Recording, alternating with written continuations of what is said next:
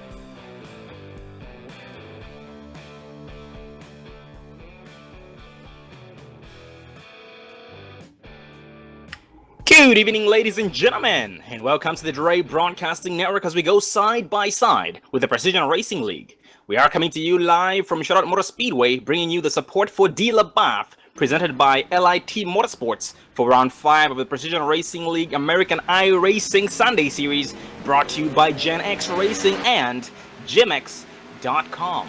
I'm the commentator Sean Zulu. I am joined by my good friend and producer Dave Everly. How are you doing tonight? Doing great, Sean. Ready to go. Green flag racing at one of my all-time favorite tracks, Charlotte Motor Speedway. Oh yeah, we're gonna see exactly what these guys have in store for us in terms of competition. A lot of guys, all the drivers, all these teams out there were all hard at work racing, getting their setups ready, because once again this season they do run open setups. And the question remains, is Cody Nattmiller still going to remain unbeatable, or is someone going to give him a run for his money more tonight than ever before all season long? And once again, tonight's race, ladies and gentlemen, is support for Dee LaBeouf by LIT Motorsports. And Dee LaBeouf, just a little bit of a background. Dee LaBeouf had been diagnosed with cancer. She is the wife to racer here, 911 of John LaBeouf. And details are in the description right below there here on YouTube, the Dre Broadcasting Network. So you guys feel free to take a look at it with a link for donations for anybody, for any of you who would like to donate. Anything is appreciated. Well, speaking of Dee LaBeouf, she will be joining us here shortly. We'll be interviewing her before too long, so please stay tuned.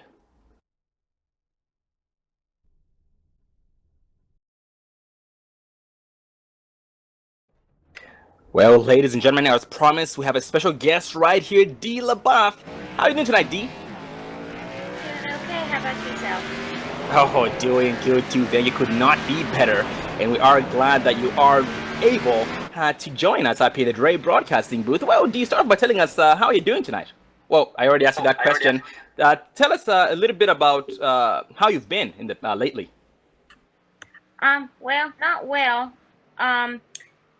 2 months ago, I was diagnosed with a third different type of cancer. I have 2 other cancers. The third cancer is liver cancer. We do not know the stage yet. The other 2 cancers are, I have a stomach cancer and a cancer in my neck. That the stomach cancer is causing me to be on a feeding tube. I cannot eat any kind of food. I can't keep anything down, so I have to have a feeding tube attached to my intestines to allow me to keep nutrition. And that's been keeping me in and out of the hospital lately. Oh, very, very sorry to hear about what you're going through there, Dee. But you are very, very strong, and we can hear it in your voice, and we are glad to hear how you've been staying so strong despite everything that you've been going through. And we spoke to John LaBeouf, your husband, a couple of races back. I believe that was 2 weeks ago, actually. And he talked to us about how you had an upcoming surgery that was going to be right after your birthday, which was August 20th. How did that go, by the way? It didn't go well, actually. We had some complications. I ended up having some uncontrollable seizures that it ended up totaling of 37 seizures in a 24-hour period that kept me in the hospital. I came home on Tuesday of this week. That they were pretty scared. They don't know what happened. They just think my body was pretty stressed out from the chemotherapy that caused it, pretty much. Oh, we understand. Very, very sorry about that once again. But just remember, Dee, we are with you 100%. The Dre Broadcasting Network, Precision Racing League, all of us are with you 100%. And Dee, for all the people out there who have family members and friends and just pretty much family who might be going through the exact same thing, tell us, how can they stay as strong as you have been throughout these trials and tribulations? To be honest with you, it's family and friends like everybody here that's keeping me strong, and my children. If it wasn't for y'all and my family, I think I would have gave up by now. Oh, most definitely. Well, Dee, once again, you are very, very motivating. We are learning a lot from you, and the viewers out there do appreciate everything that you've been doing. Not giving up easily and just pretty much fighting it. And in the end, you will win. No doubt about that. And you have nothing to worry about. Things might seem bad now, but we do thank you for seeing the bigger picture and having a reason to live every single day. That is very, very nice to see. And we also have, once again, I want to thank you for the information that you gave us, as it is right there in the description of tonight's race. And ladies and gentlemen, for everyone who would like to donate, www.paypal.me/Dee LaBeouf. Well, Dee, I want to thank you once again for coming up here in the Dre Broadcast and talking with us. And just keep in mind that everyone has you in their thoughts and prayers, and everything will be okay. And well, Dee, we are about to start the race here. We know you're about to go to bed because you are very, very tired. It's been a very, very stressful day today. So we look forward to catching up with you here, probably next race, actually. We'll check in with you again, as usual, regularly. Okay, thank you very much, and good luck, everyone. Have a good race. And that was Dee LaBeouf, the wife to John LaBeouf, one of the drivers. Just like she said, she's been diagnosed with a lot of different types of cancers.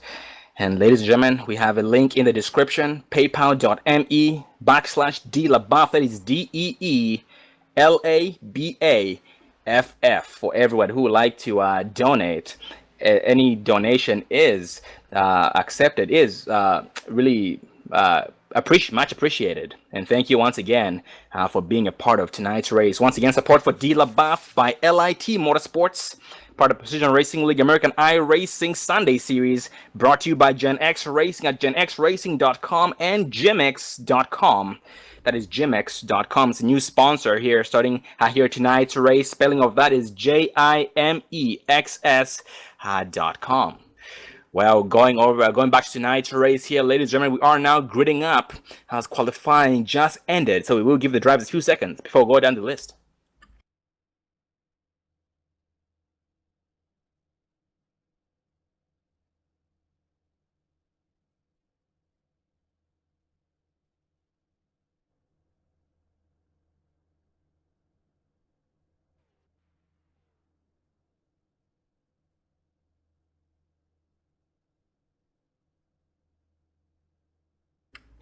Well, tonight's poster, ladies and gentlemen, is the 3 of Dale Robertson, one of James O'Brien, defending champion, right behind him, starting second. 45, Eddie Hawks third. The 16 of Joni Pierce fourth. The 54 of Lance Marsh fifth.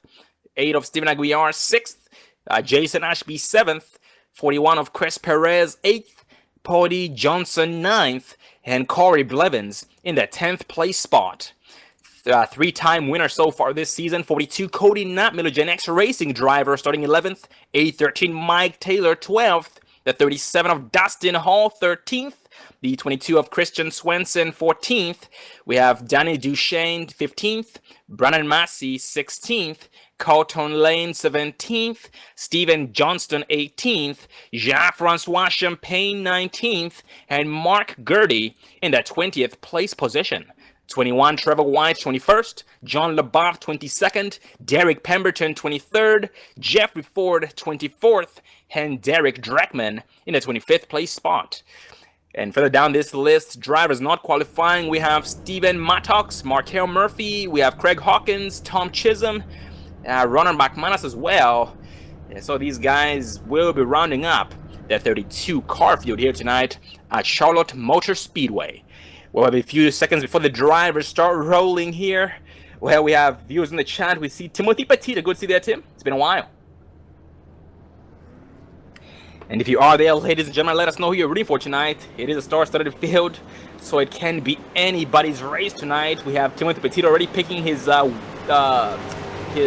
selection for tonight, and that is going to be 45 of Eddie Hawks. Eddie Hawks once again starting in a third place spot, and we are now rolling this time by.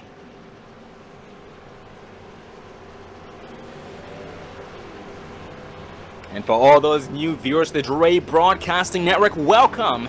And for the existing viewers, welcome back to the Dre Broadcasting Network here tonight, Charlotte Motor Speedway, round number 5 of 12 with the Precision Racing League American iRacing Sunday Series by genxracing.com and gimx.com.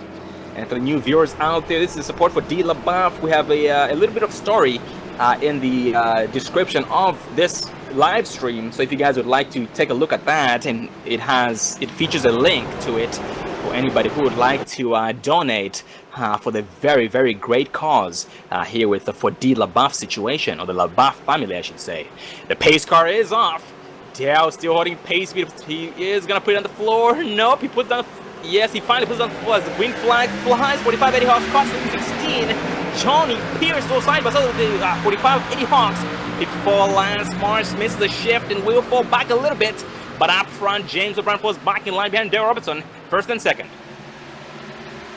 Eddie Hawks there sitting in third with Lance Marsh and fourth, Johnny Pierce fifth. These guys are still side by side a lot here in the back as our leaders are kind of going single file here.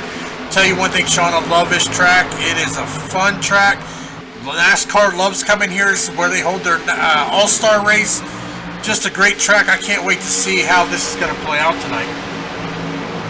Yeah, great track indeed. So much grip, so much speed.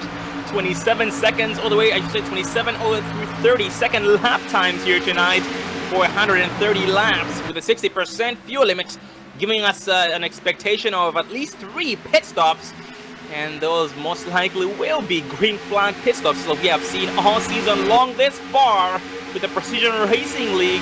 And further back in the back, 14 of Johnson, 95 and 24 of Corey Blevins. Blevins on the outside and trying to make a power move against 14 of Johnson, exiting turn 2, chops his nose off. Holy cow, Johnson with some sidewise action off turn number 2. Hangs on to it. Right behind him is the 42 of Nat Miller. Nat Miller going to bump him. No, he gave him a little bit of a bump and moved him up a little bit, but they're going to be side by side. Exiting turn 4. Yeah, they got to watch that. I tell you, the 42 of Cody Nat Miller has been real strong this season. He is the man to beat as he is battling side by side with Paul D. Johnson.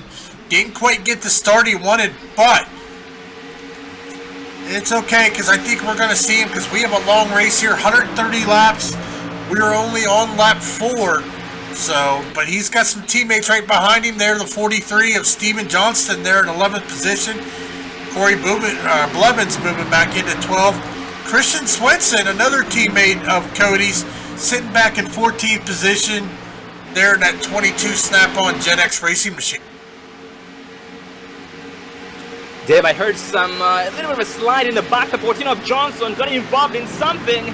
The machine has seen better days, and I'm not sure if we can, but let's please back it up on Johnson and see exactly what happened. Well, we are going to pull up the Dre Broadcasting instant replay here as we are going to focus on the 43 of Steven Johnston as we are going to try to see exactly what happened here. As I think looks like some contact. Take a look here as it looks like it may have been some contact between Johnston and Paul D. Johnson. Paul D. Johnson going around. Corey Blevins also making contact. But that is going to be our first caution of the night here, Sean. Oh, absolutely. Very unfortunate indeed. And unfortunately, because of that incident, we have lost one driver. 24 of Corey Blevins retiring only 6 laps in. Very, very unfortunate indeed. And actually, we had a separate incident there that involved David Dreckman, including 27 of Danny Duchesne, and a couple of more drivers for the back in the pack. Wrong place, wrong time. And that was actually the cause of the caution. Very, very unfortunate indeed for all the drivers involved. And 27 of Danny Duchesne, heavy damage on the machine going down pit road this time by. And one thing we did not yet touch on about the Precision Racing League here tonight for the new viewers out there is that they do not have any backup cars, no quick repairs. So which means once you have bad enough damage to end your night, it will, without a doubt, end your night. As you see right now, Duchesne on pit road and his pit crew getting hard at work, trying to straighten that thing out before this thing ends. Well, it looks like we do have one driver staying out, Sean. That's going to be the 45 of Eddie Hawks. He is going to lead a lap here. So he's going to get that bonus point for leading a lap. He's got 8 laps on his tires. Everybody else down on pit road as we speak. As it looks like Markel Murphy's going to beat everybody. Oh no, Markel Murphy's going to stay out as well. He's also got 8 laps, but looks like James O'Brien is going to beat everybody down off pit road. Yep, James O'Brien coming out first off pit road, but second on the scoreboard so far. Eddie Hawks, did decide to stay out. We're going to see, maybe he just stayed out to lead this one lap. And we'll be going down pit road this time by, but fingers crossed. The race is still young, so those 8 laps on his tires might not be as bad as we might think. But once again, this is Charlotte. They do have open setups. So depending on what kind of setup they have, the tire wear might be a little bit better than usual, or it could be worse than usual. Depending on exactly how much pressure they're adding to it. But looks like 45 Eddie Hawks does stay out once again, so he will not be pitting in this time by, but Markel will be pitting in and giving up his second place position. Well, I tell you, he may be playing a little bit of a pitch strategy here, figuring that he's going to have to come in earlier than the rest of these guys, but he is going to push it to the max here. So I think there's a little bit of pitch strategy on the 45 of Eddie Hawks. Yeah, great start to Eddie Hawks' pit strategy. Yeah, because it's going to get nothing but worse the longer the race goes on. And for the new viewers out there, this is a Precision Racing League, and this season they do have a total of 4-man teams. That's going to be 8 total teams, so 8 times 4, 32. They do cap their field size at 32 drivers max. And speaking of the teams we have out here, we do have, let's start from the top here, Big D's Racing involves 41 Chris Perez, Dale Robertson, Paul D. Johnson, Lance Marsh. That's Big D's Racing. Wrangler Motorsports, Jason Ashby, Stephen Aguiar, Sammy Holmes and Aaron Groskov. We have No Fear Racing Team, that is No Fear Racing Team, Mike Taylor, John LaBeouf, Danny Duchesne, and Trevor White. Ford Lane Motorsports, Jeffrey Ford, Colton Lane, Stephen Mattox, and Zachary Yark. Gen X Racing Team, Cody Nutmiller, Christian Swenson, Stephen Johnston, and Karsten Quint. Overtake Motorsports, Adam Chapman, Derek Pemberton, Jacques-Francois Champagne, and Tom Chisholm. We have Simtech Racing Team, Joni Pierce, David Dreckman, Dustin Hall, and Dave Matson. And also Aeronix Sim Racing, Brennan Massey, Ronald McManus, Eddie Hawks, and Craig Hawkins. That is Aeronix Sim Racing. Flat Out Motorsports, Corey Blevins, James O'Brien, Markel Murphy, and Mark Gurdy. And that is those are the 8 teams and 4-man total teams. That's a total of 32 drivers here this season and every season so far. Well, we are now back 1 to green, being led by 45. Eddie Hawks behind him, the 3 of Dale Robertson, who was the post-sitter. The 1, James O'Brien, starting second on the outside, I should say leading the outside in second place. But behind him is the 42 of Cody Nutmiller. Cody making his way up to 4th place from 11th place already. Gaining quite a few spots this far. Gonna get up to the front, lead a couple of laps. And gonna see exactly what happens exiting turn 4, going green, this time by. Well, the pace car's off, and Eddie Hawks hard on that throttle, getting out to a good jump. James O'Brien's going to jump there in second. Meanwhile, Cody Nutmiller is going to challenge the 3 of Dale Robertson, but Dale Robertson's going to hold him off as they are going single file. A little further back here, Lance Marsh challenging the 16 of Johnny Pierce as they are side by side coming down the backstretch. They have Johnny Pierce very determined to get the job done, get around before Lance Marsh, but Lance Marsh gets around him. I should say maintains position with the inside on the preferred racing group in the turns and all over the track before the short run ends.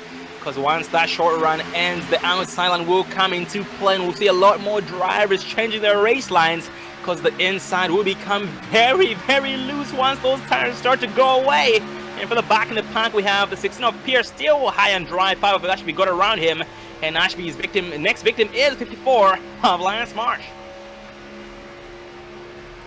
And Dave going back up front. 1 of O'Brien is trying to challenge 45 of Eddie Hawks. Let's see if that 7-tire difference is going to make a difference here. Yep, O'Brien to the inside of 45 of Hawks. 42 of Nutmiller will follow the 1 of O'Brien. Oh man, James O'Brien does push up. That's gonna cost him a lot of time. 45 Eddie Hawks makes it stick, at least trying to, but will still lose the lead to the 1 of James O'Brien, and just might go from 1st place to 3rd place here in less than a lap. 42 of Nutmiller to his inside, side by side.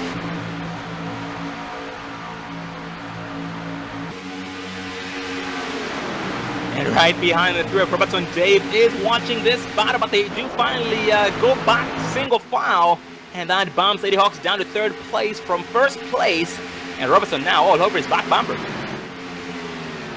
Well, a little further back here, looking in 10th place, John LaBeouf, after starting 22nd, he's already up into the top 10 as we are under yellow again. Oh, Dave, this involved the 1 of James O'Brien up front. If we can, let's back up on O'Brien and see what happened.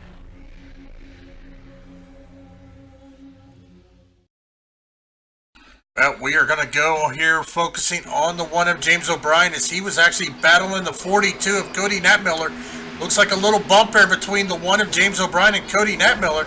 Gets him spun around, and he just kind of turns into a helicopter. There's a bunch of cars unable to slow down and bounce off of him. Oh man, absolutely, that was a chain reaction. 9-11, John LaBeouf got a piece of the action, a very, very bad piece of it. 48, Martel was able to get out of that and scratch for the most part. 22 of Christian Swenson got a piece of the action as well. Heavy damage. Pit road will be a busy place here. Very, very unfortunate indeed for every single driver involved in that once again. But going back up front, new leader 42 of Cody Nutmiller, 45 Eddie Hawks 2nd, Dale Robertson 3rd. We have Lance Marsh 4th, and Jason Ashby in the 5th place spot. But 42 Nutmiller will lead everybody down pit road this time by.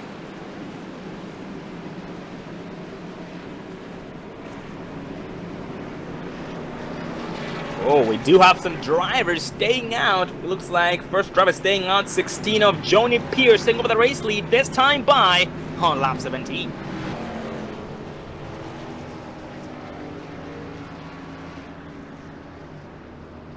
So far only 3 drivers staying out, namely Joni Pierce, Mike Taylor, and Dustin Hall. We have one driver again, the rover on the pace car. That's going to be the 33 of David Dreckman. David got a piece of the action for the first caution, was able to get most of the damage fixed, and is now back here on the lead lap. Yes, he is back on the lead lap from 1 lap down. So great job to the Dreckman crew getting that machine back out on the track. With that damage he has so far, Davey still most likely will be way under speed, but he still will be able to, he should be able to maintain some sort of pace against these guys. Yeah, this Charlotte here, I mean, it's a fast track.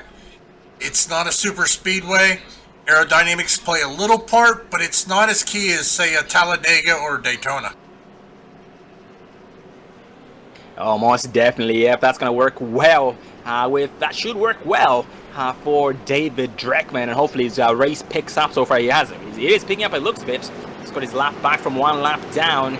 He's back on the lead lap here, but going back up front, Joni Pierce still staying out, and this will give him 9 laps more on his tires. Well, Joni Pierce, Mike Taylor, and Dustin Hall.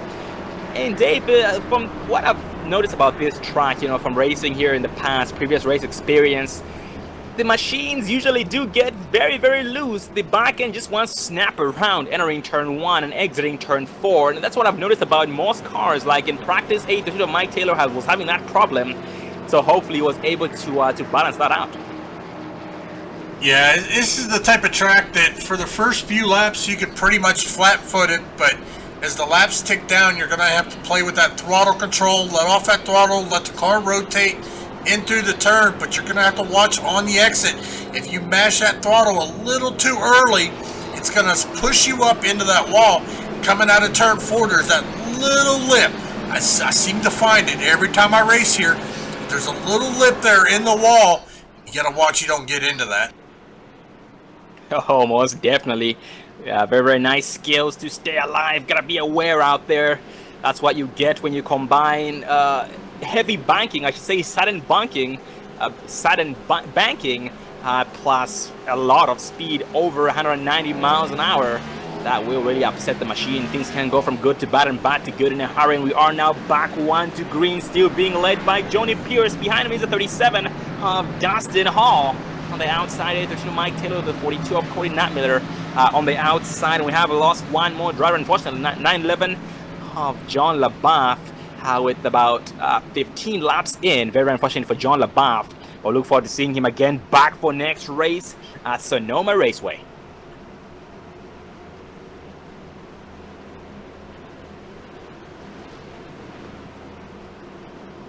And for the new viewers out there, you are watching the Dre Broadcasting Network. That is Dre Broadcasting Network. And thank you for tuning in. Hope you guys are enjoying the show so far. Well, we are going green this time by support for Dee LaBeouf by LIT Motorsports.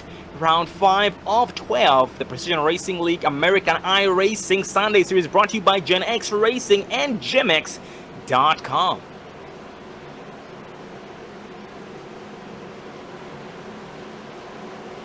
Exiting turn 4 this time by pace car dips off. Joni Pierce still holding pace speed. It's going to the green flag. Yep, green flag flies. Put on the floor. Wheel spin on the 8th of Mike Taylor. 42. Natmiller. All over his back bump 37. Dustin was running fast at 16 of Joni Pierce. Missed the shift and the gap will increase. Before turn 1, 42. Cody Natmiller drops back in line behind 37 of Dustin Hall, dumping the 8th of Mike Taylor high and dry. Yeah, they're going to be able to run that inside lane, but as I said before, once their tires start wearing, they're going to have to move up a little bit there to try to save a little tires here. As we see the 42 of Cody Natmiller, he is moving to the outside, going to look to the outside of Dustin Hall, just kind of ride right behind them. Our pole sitter, the 3 of Dale Robertson, still looking good in that high torque Ford Mustang. He is just kind of riding right there behind the 42 of Cody Natmiller. Gonna try and buy his time so far. Gonna go to the inside. Nope, he is. He has outside occupied. That's gonna be by the 5 of Ashby. Jason did back it down, let Robertson maintain the 5th place position, and they are trying to work for a common good against the leaders up front. 1st and 3rd, Tony Pierce, Mike Taylor, Dustin Holt, 1st and 3rd respectively. And for the back of the pack, we have 54 of Lance Marsh. Lance Marsh trying to challenge 13 of Jean-Francois Champagne, crossover on the exit of 2. Yeah, he's going to try to get to that inside here coming into turn 3. He's going to get it. He is going to clear the 13 of Jean-Francois Champagne, but I tell you, if the higher lane gets that push on the exit of the turn, as we see him go through the grass and get a bump. Oh, we are under caution again. Oh, and David, we saw that live. Yep, that was a very, very big checkup there involved. It looks like he started up front involving the 19 of, oh no, actually that was not 19 of Matthew York, but the 37 of Dustin Hall. Well, as we are taking a look, it looks like the 54 of Lance Marsh there went into the grass, lost some speed, and he just kind of got bumped from behind there, starting a chain reaction. So that is going to bring out our 3rd caution here at Charlotte Motor Speedway. Oh, it's definitely very unfortunate for every single driver involved in the incident. We have lost 2 more drivers as a result, Trevor White and Matthew York. Once again, look forward to seeing all these drivers back again next week at Sonoma Raceway. And actually just noticed Matthew York was racing. He didn't put in a qualifying time, started 32nd and made his way up to actually above the top 10 in about 8th position. And unfortunately, he got a big piece of action and had to retire that machine for the evening. While going back up front, 16 of Pierce leading everybody down pit road this time, by majority of the field will follow. The majority of the field was about right. We have some drivers staying out. David Dreckman, no David on pit road. Looks like we have some lapped machines. Only lapped machines are staying out. Brandon Massey, Danny Duchesne, and Steven Matos. Looks like Brandon Massey is going to get the lucky dog. He is now 2 laps down. So he's still going to get 2 more laps, but he is going to be the benefit of that lucky dog. And now only 2 laps down. Yeah, speaking of Brandon Massey, looks like he had a very, very rough start tonight, Dave. But it's very, very good to see that his race is picking up, not a single scratch on that machine. And that is a very, very good thing to keep him motivated to get the job done here tonight at Charlotte Motor Speedway. Yeah, but going back up front, Johnny Pierce was beaten off pit road by the 42 of Cody Knapmiller. So Knapmiller should be taking over the race lead this time by Derek Pemberton is still out on the track. And speaking of Pemberton, Pemberton has some damage on the machine. He was involved in an incident early on. His people was able to get some of it fixed on the front end of it. For the most part, he should be able to get the job done regardless. He's going to stay out this time. Yes, Pemberton stays out. 1 more lap.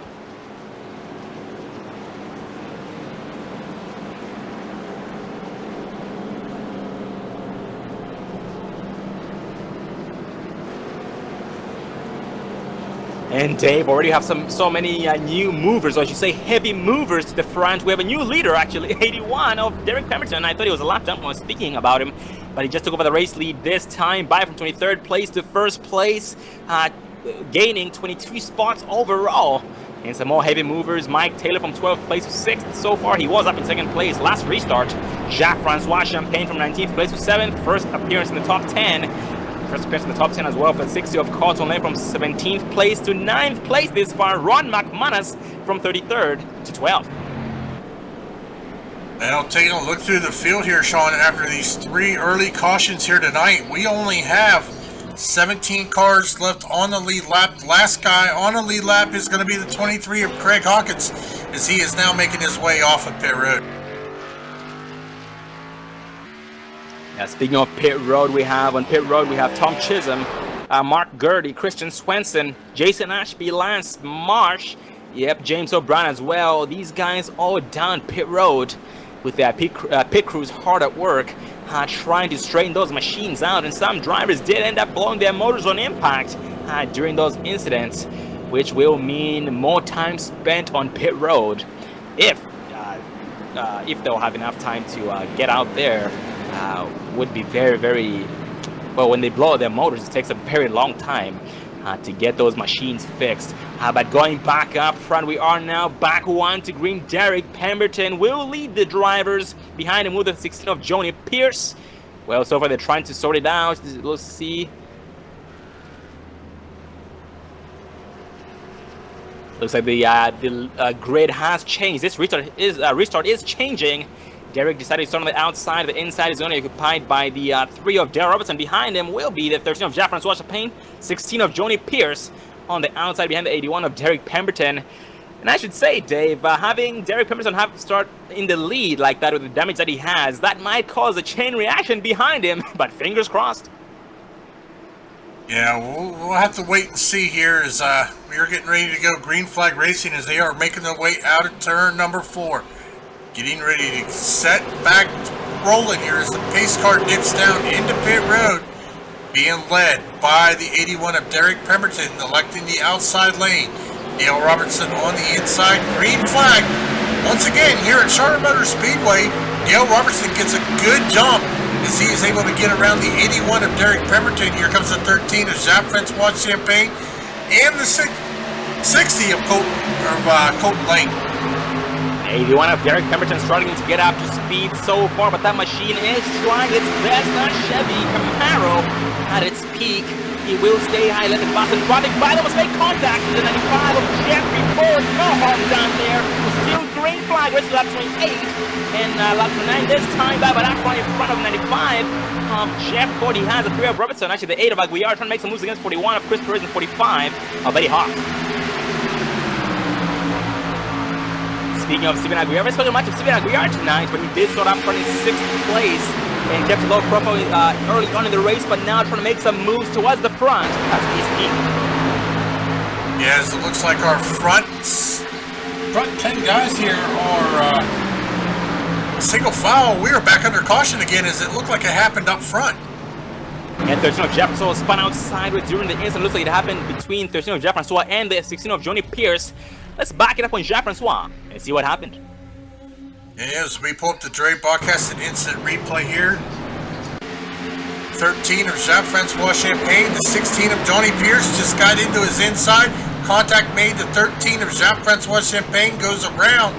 But the good thing is he keeps it down in the grass. Everybody else is able to get around him, and he's only sustained minor damage to that machine. Yep, the only damage sustained right there is the exchanging of paint.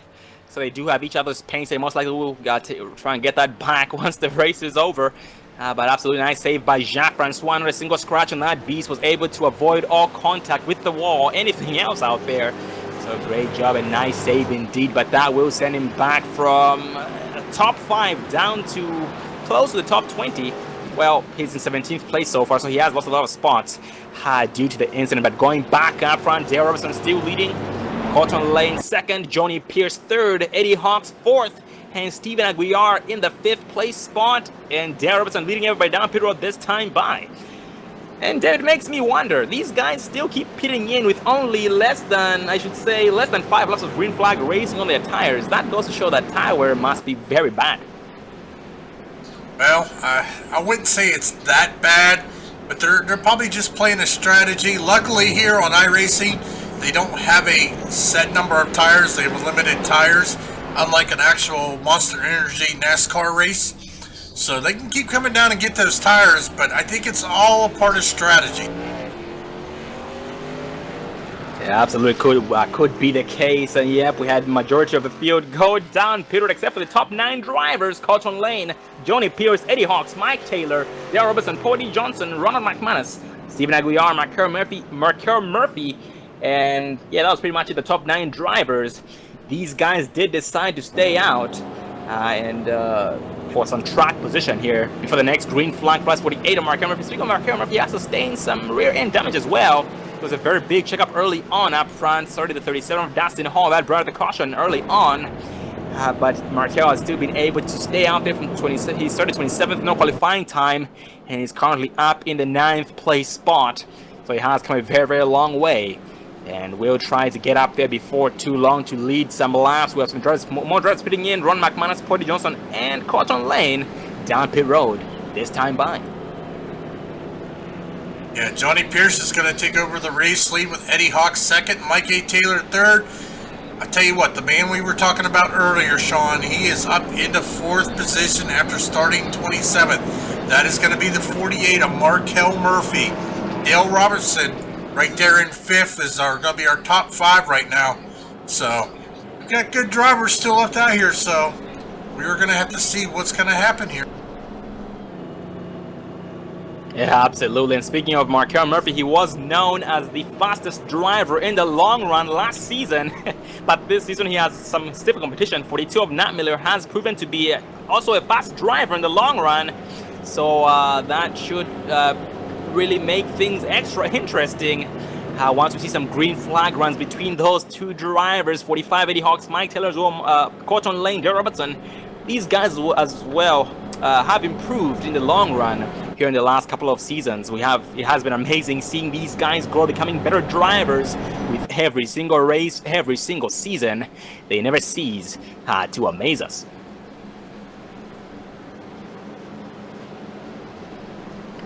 And we see some new viewers out there. John Marine, good to see you. And John 144, good to see you guys. Thanks for checking in. If you guys would like to as well, ladies and gentlemen, let us know in the chat who you're rooting for tonight. Who's your favorite driver out there? Who's your pick? So we can keep an eye on them. We'll keep you guys updated all race long tonight. And once we do interviews, we will let them know exactly who's rooting for them. We also have Andrew Roberts rooting on the 42 of Cody Knapp.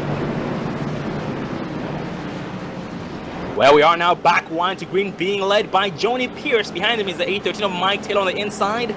On the outside, 45, Eddie Hawks being pushed by the 48 of Markel Murphy. Markel letting us know that damage on the rear end is not going to affect him whatsoever. He will prove that damage wrong by keeping his foot down to the floorboard. It's like Dave always talks about, that damage is on the back. Most importantly, it's not on the front. So that should not be a problem, if any.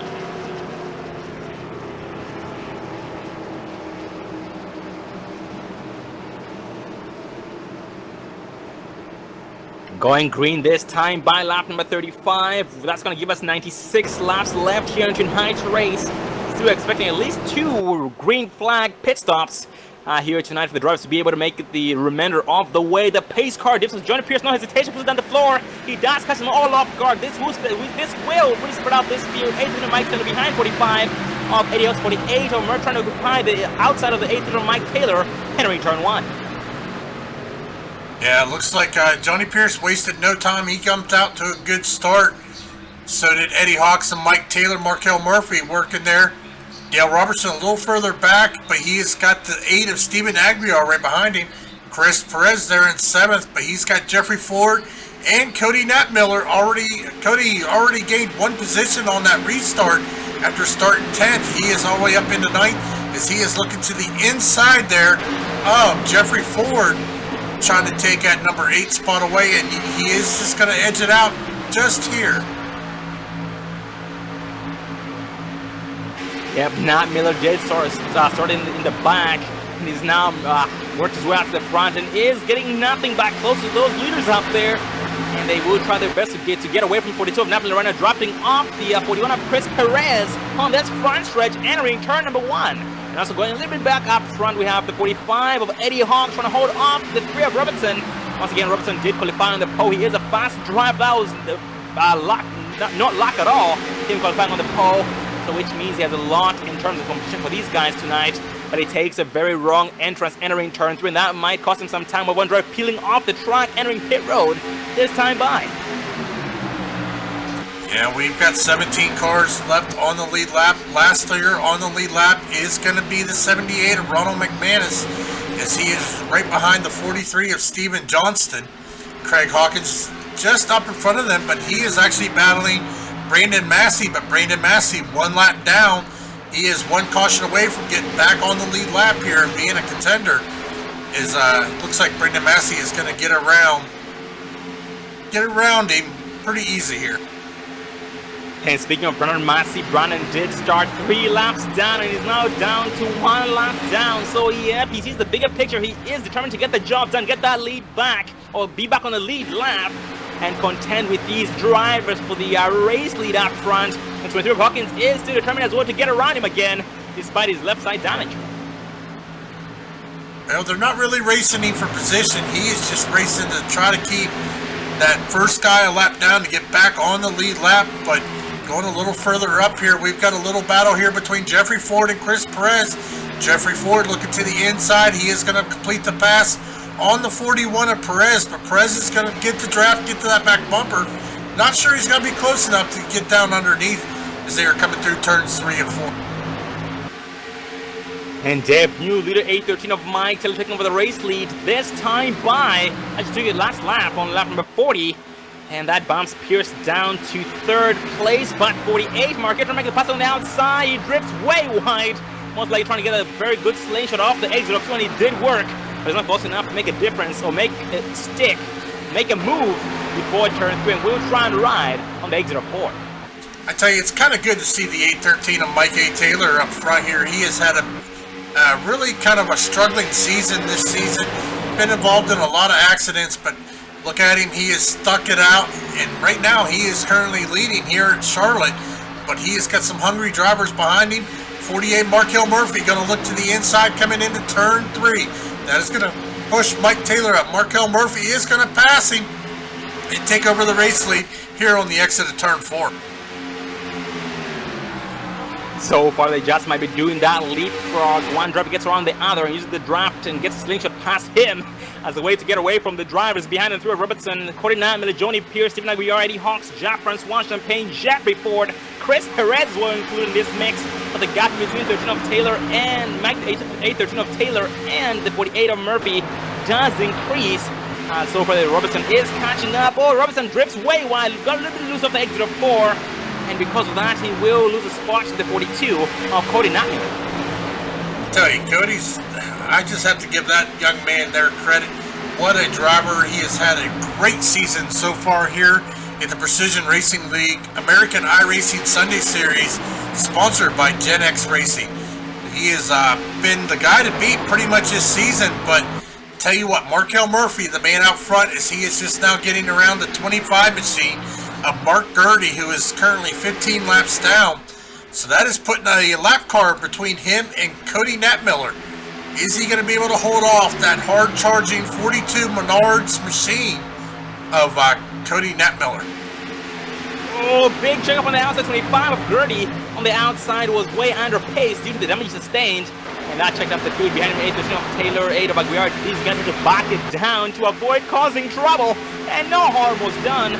But it was done to the 8 of Aguiar, 13 of Taylor, because they will lose a lot of time to leader up front. And speaking of the leader, day 48 of Markel Murphy, he has changed his race line right at the outside line now. So it looks like the outside is now coming into play. Well, Sean, we are reaching here lap 46 of 130. Let's give these folks at home a treat. We are going to crank it up. That's right. We are going to hit our crank it up cams here tonight. Let you hear these V8s run for a couple laps and see if that'll get your blood pumping.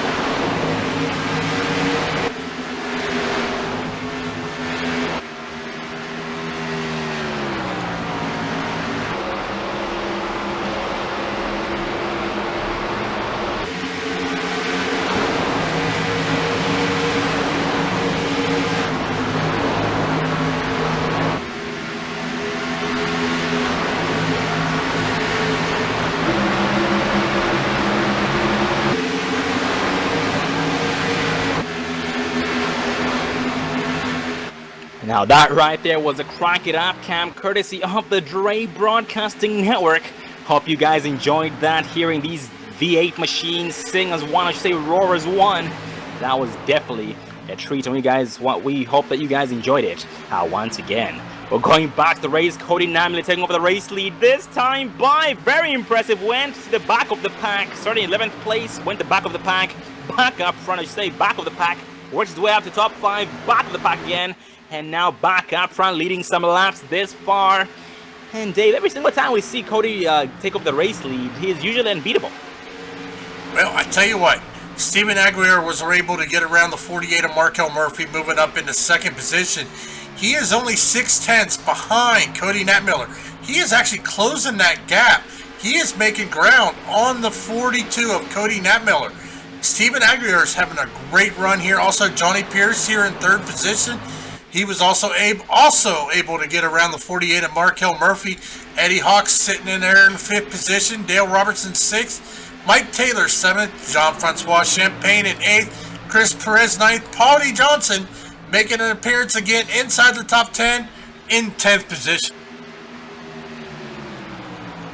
Absolutely, that gap does keep getting nothing but lower. Steven Wrangler Motorsports team driver has a lot to offer against Cody Natmiller, and once he catches up to him, that will make things extra interesting. And so far, they are catching up to a slow machine.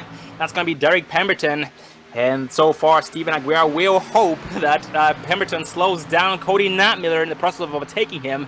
And that will work against Natmiller, but work with or in the favor of Steven Aguirre. So fingers crossed. Gonna see exactly what happens once they catch up to the 81 of Derek Pemberton. For the back in the pack, we have the 13 of Jean-Francois Champagne behind the 41 of Chris Perez. Oh, we have trouble on the track. We have one trouble on the track. 8th of Mike Taylor smacks the wall off turn 4 in the grass. We speak no traction whatsoever, but keeps that machine straight and back on the track. No harm done. Well, let's pull up the Dre Broadcasting Instant Replay. We're going to focus on the 813 of Mike Taylor. Definitely got to check this up here and see what happened to Mike Taylor. I wonder if he lost it coming out of turn number 4. He's just running single file. It pushes up. Oh, makes contact with the outside wall. Almost collects the 41 of Chris Perez. But good job by Chris Perez backing off, letting him go. That was just Mike Taylor catching that little lip I was talking about earlier coming out of turn 4. Yep, once he touched that little lip you talk about, he did just seem as though the machine just pushed. And that wall had its arms wide open and ready to claim him, but he was able to get off of it. And he stayed green. So far, he's back up to speed in 12th place, trying to get up to his next victim, the 95 of Jeffrey Ford.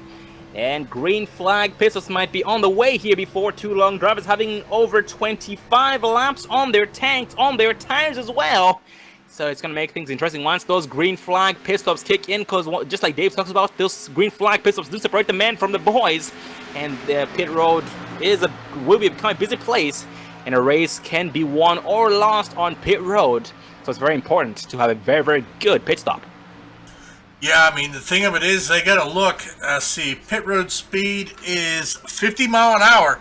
Right now, we are focusing on Steven Aguirre. He is doing 180, 190 mile an hour coming into the turn, slowing down to about 172.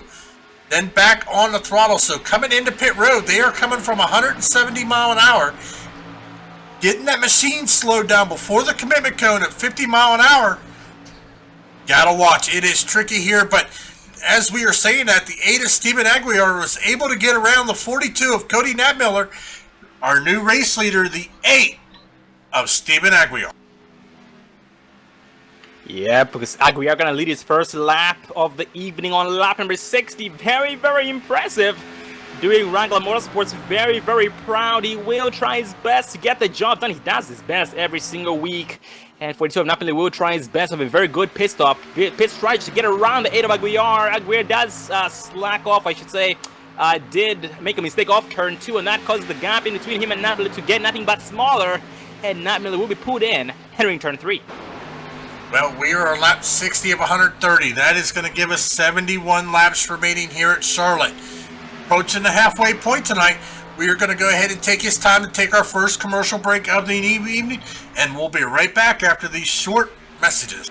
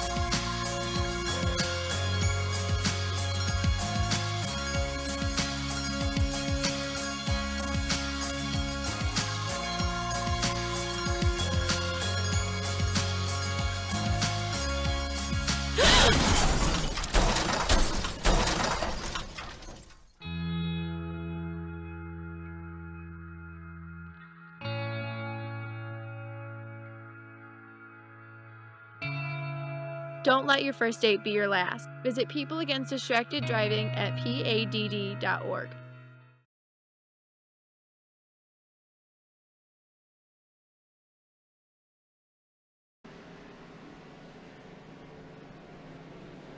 Welcome back, ladies and gentlemen, to the Dre Broadcasting Network as we continue tonight's race. The support for Dee LaBeouf by LIT Motorsports for Round 5 of the Precision Racing League American iRacing Sunday Series, brought to you by GenXRacing.com and GymX.com. Check out these two websites. GenX Racing is a racing team on iRacing. They do run every single class you can think of. C class, that's going to be the trucks, B Xfinity Series, Cup cars. They do a lot of things, and GymX does specialize in a lot of equipment. They do hardware, boxing. Trying to look it up here real quick. That's going to be hardware, cargo, J boxes. They have LED lights and a lot of stuff. To find out more information about it, just check out GymX.com. Spelling of that: GymX.com. MEXS.com. Well, once again, for the new viewers out at the Dre Broadcasting Network, this is support for Dee LaBeouf. Dee LaBeouf is the wife to one of the drivers here with the Precision Racing League, John LaBeouf, and she has been diagnosed with cancer. And early on here, that was about 2 to 3 minutes into our intro, we did actually have an interview with her early on, so you guys can go back and hear her story from her point of view. Also have it in this description. We have everything you need to know. It has a link to the donation. So for anybody who would like to donate, any donation is much appreciated. So once again, this is support for Dee LaBeouf by the Precision Racing League and LIT Motorsports.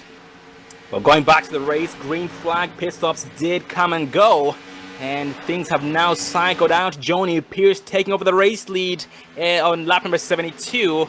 And we also have Cody Nattmiller hunting him down, being shown 4 seconds back in difference on tires between Cody Nattmiller and Johnny Pierce, first and second place drivers, about 4 laps. So that will play somewhat of a factor, might play somewhat of a factor against Johnny Pierce, but will work in the favor of Cody Nattmiller. But that just depends on how much Nattmiller pushes it. Because right now, Johnny Pierce might be having a Sunday drive. Yes, Johnny is having a Sunday drive. He has some clean air, but he's catching up to the 8:13 of Mike Taylor this time by. And Dave, what I noticed about the drivers from the first pit stop we just had, they pitted in all the way from 35 to 42 laps on their tires. With that said, we need one more pit stop, one more required pit stop, in order for the drivers to be able to make it the remainder of the way, most likely from lap number 95 through laps number 115. Otherwise, they will not be able to make it the full length of the way.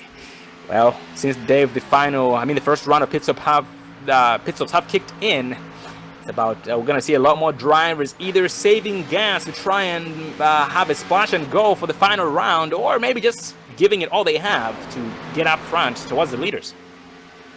Well, I don't think they're just going to take a splash and go. They're going to need the tires because they're going to have to pretty much run this dry and then be able to come down onto pit road, because we are at 56 laps to go. We are beyond the halfway point. So let's take a look at our mid-race race report here. We have had 4 cautions for 14 caution laps, 15 lead changes here tonight at Charlotte. It's currently our fastest lap of the night at 27.454. That was actually set by the 813 of Mike A. Taylor, who has put down the fastest lap so far in tonight's race. It's been an amazing race so far. It was a rough start. These guys getting used to the track and how the machines were handling, or how different they were handling with every single lap. And we have some new viewers in the chat. We had Hootie Hoo, Viper 316, reading number 8 of Aguiar, and the Wrangler Motorsports team, Gone Fishing TV, good to see you again, and Abbas Ladak, good to see you guys. I tell you, Sean, one of the reasons I love doing this is watching the fans in the chat. We have guys that come back almost every race. It is much appreciated. This is why we do it, for the fans. There's family members, friends of these drivers that would like to see what they are doing. We are just proud that Precision Racing League, who has been with Dre Broadcasting since Dre Broadcasting first started, so we are proud to bring this so all the people can watch, because you know what, there's some great leagues out here. This is a great community, the iRacing community. You can find all kind of help. If you have the love of motorsports and you want to look into it, definitely check out iRacing.com. So a new viewer there, Roblox Sports Broadcasting Network. Good to see you there, buddy. But absolutely, man, without the fans, we are nothing. We can never thank you guys enough. Thank you for tuning in on the Dre Broadcasting Network. And thank you, and I should say welcome back to the regular viewers out there. And welcome once again to the new viewers. But up front, Dave 16 of Pierce is under pressure. Just going to round some lap. 45 of Eddie Hawks is now trying to occupy the inside of the 16 of Johnny Pierce. That's going to cause Eddie Hawks to get his lap back. Yep, Eddie trying to get his lap back the hard way this time by against Johnny Pierce, race leader.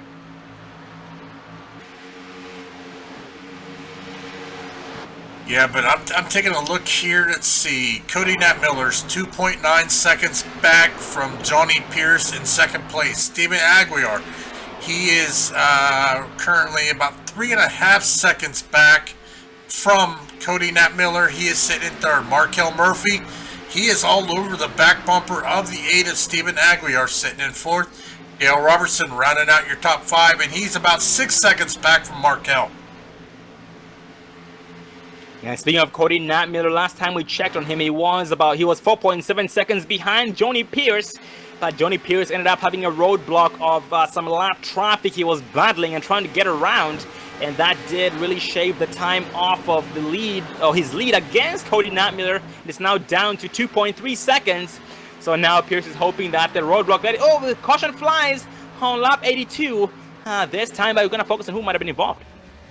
Well, Sean, that looks like that is going to involve the 13 of Jean-Francois Champagne as we pull up the Dre Broadcasting instant replay. So we're going to go back and take a look here as he is looking to the inside there of Paulie Johnson. He looks like he slid up just a tad. Paulie Johnson going sideways. 13 of Jean-Francois Champagne. He hits the back end against the wall. He is going to lock it down there in the middle of the track. Everybody's going to get around him as he's going to get it spun back around, and that is going to be for our 5th caution of the night here at Charlotte Motor Speedway. Absolutely very frustrating for every single driver involved in that Jean-Francois getting the worst end of that deal, but was able to try his best to minimize the damage the best he can. But going back up front here, Johnny Pierce still maintaining the lead, Cody Nat Miller 2nd, Steven Aguiar 3rd, Markel Murphy 4th, and Dale Robertson in the 5th place spot. Everybody headed down pit road. Well, 16 of Nat Miller leading everybody down pit road this time by, and majority of the field most likely will follow, but we have a lot of drivers 1 lap down or more, so we only have 9 drivers on the lead lap, and everybody else 1 or more laps down, so a lot of drivers will be staying out to get at least 1 lap back on the 1 to go mark.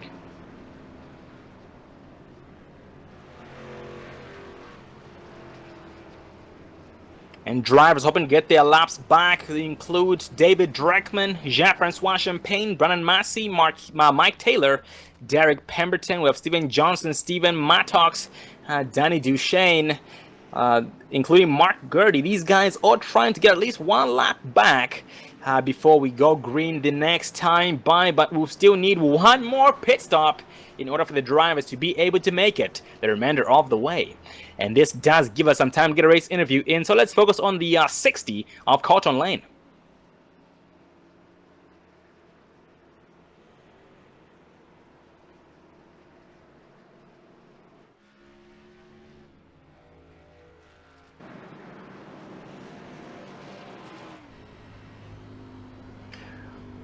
Well, we are being joined up in the Dre Broadcasting booth by the Ford Lane Motorsports driver, Colton Lane. Get a cup there, Colton? How do guys? What's going on tonight? Yeah, just having a good time up here in the booth. How are you doing tonight? Doing pretty good. Better than I initially thought. We're in a little bit better of a position than we should have been because of some of them cautions, but, you know, cards fell the way so far, so. Oh, copy that. We are very, very glad to hear about that. And Colton, you have come a very, very long way tonight from 17th place now up to the 5th place spot, gaining 12 spots this far. Tell us about your setup tonight, man. Tell us about your set. It feels pretty good. It doesn't really get loose on entry, not tied off exit. Got to thank Steve Maddox. He's kind of our designated setup builder because I'm very novice when it comes to that thing. So he pretty much builds the Ford Lane Motorsports setups and gets us set up as well as we can before the race. Oh, 10-4. Yep, he has done an amazing job by the looks of it and the sounds of it. You have come a long way tonight, and yeah, getting loose on entry is a very, very big thing at a track like this, Charlotte Motor Speedway, especially this track, Charlotte. It's very good that you guys were able to balance that out. And how's the machine feeling in the long run? How's it reacting? It feels pretty good. I'm being very conservative with it because these long runs, we've got less cars on the track. There should be more of them, so I was catching guys at the end of that last run before the green flag pit stops, and I feel confident I got a, top 3 machine here, top 5 machine tonight, so. Oh, 10-4. Well, we are glad to hear how determined you are that you will be a top 5 or top 3 machine tonight. But we have very high expectations for you there, Colton. So we look forward to seeing you have your first win right here at Charlotte Motor Speedway. Well, buddy, you are now back 1 to green, so keep doing exactly what you're doing. You're headed the right direction, headed to the lead. So good luck to you, buddy, and make us proud as usual. Hey, guys. Thanks. Have a good night. And that was the Ford Lane Motorsports driver, the 60 of Colton Lane, in the 5th place position. And we are now back 1 to green, being led by 42 of Cody Natmiller. He was able to overtake the 16 of Pierce off pit road. We have Stephen Aguiar starting behind Natmiller on the inside. On the outside will be the 3 of Robertson, starting behind the 16 of Joni Pierce, going green this time by. Yeah, that's the one thing that Johnny Pierce didn't want to see. Cody Natmiller coming off with the lead off pit road. Question is, does Johnny Pierce got anything for him? But right behind him, Stephen Aguiar, Dale Robertson, Colton Lane, Jeffrey Ford. One of these guys may have something for the 42 machine, as the pace car is now off. Pace car off, and Natmiller wastes no time, jumps out to an early lead. Same with the 8 of Stephen Aguiar, but Colton Lane looking to the inside there of Johnny Pierce coming into turn 1. Yep, Johnny trying to hang on to it nice and strong on the outside here before too long. Slingshot off turn 2 will stay side by side with the 60 of Colton Lane. Robertson behind the 60 of Colton Lane, trying to push him past 16 of Pierce, but Pierce does drive it in way hard, makes it stick on the outside surprisingly, and will clear the 60 of Lane before the exit of turn 4 in the front straightaway. Nicely done by the 16 of Johnny Pierce, trying to get up to the leader in the 8 of Aguiar. Dave, the 42 of Cody Natmiller's worst nightmare here tonight, is right behind him and is gaining every single lap. Yeah, it looks like Stephen Aguiar, he is loving the long run. Now, we did see these guys go down pit road. Here's the scenario, though. We got 43 laps to go. Not going to be able to make it on a tank of fuel. We saw people go 37, 38 laps. I don't think they're going to be able to go 47 laps, because they've already got 5 laps in since the last yellow and they pitted. I think we're going to see one more round of pit stop, Sean. Yeah, but we'll see one more round of green flag pit stops for sure, and that pit stop will be, well, if they don't pit in, they will be, from calculations we've made, they should be 10 to 15 laps short. And with that said, Dave, with being 10 to 15 laps short, I'm pretty sure 2-tire pit stops, so I should say we're going to be having a lot more 2-tire heroes than ever before. That could be a possibility. Somebody might try that 2 tires. I myself, I don't think I would try it. Yeah, 2 tires might not sound too good because it will cause a very, very big unbalance. The car will be unstable. Yeah, that's a very good word to use there. Unstable, which could mean very looseness on entry, and looseness on entry could be very deadly because you are carrying a lot of speed. You're carrying the most speed entering a turn, and with that said, that looseness can cause things to go from good to bad in less than a second. And these guys would be better safe than sorry, so they will most likely want to take 2 tires. But fingers crossed, it all comes down to pit strategy and the way their setup feels, or the way their setup handles with that 2-tire strategy, because these setups do handle differently in different conditions or different situations, depending on the driver's driving styles. If back in the pack, 48 of Markel Murphy is behind 45 of Eddie Hawks, but they are about a second apart. Actually, less than a second apart, and 45 of Hawks is trying to hunt down the 3 of Robertson. They were close to each other, but off turn 4, the 3 of Robertson was able to increase that gap throughout the front stretch, entering turn 1 as well. Oh, and look at that, Dave. Big D's Racing's own 14 of Paul D. Johnson is back in the flesh, back in this mix. He was involved in some incidents there early on, but he's back out on the track on the lead lap, 7th place behind 48 of Markel Murphy, about 2 seconds behind Markel, and he's ahead of Colton Lane by about 0.4 of a second. So he is still not having a Sunday drive just yet. He's keeping his eye in that rearview mirror, trying his best to maintain 7th place.